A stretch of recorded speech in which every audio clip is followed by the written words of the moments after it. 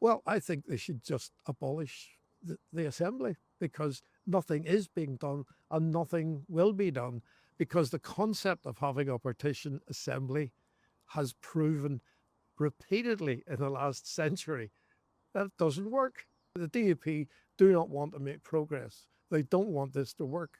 They've never accepted the Good Friday Agreement. They only came in reluctantly in 2006. Sinn Féin underestimate the amount of fear and loathing that the DUP feel for them. They do not like them. They have no relationship whatsoever. There's no personal relationship. The Assembly has demonstrated that a partition Assembly doesn't work.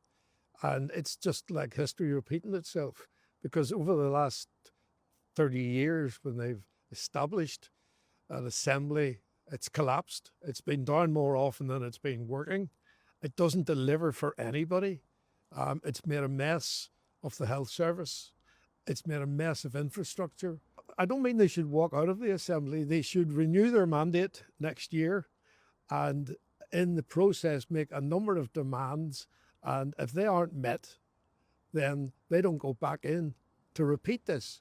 Because you know what people say, if you repeat the same experiment and expect something different, you're mad. The DUP do not wish to operate it. They will not share power. It's this for you, this for me. They block any change. They block all progress. So there has been no progress. But they're also in the process of trying to block the whole Good Friday Agreement. There has to be a totally new look at what needs to be done.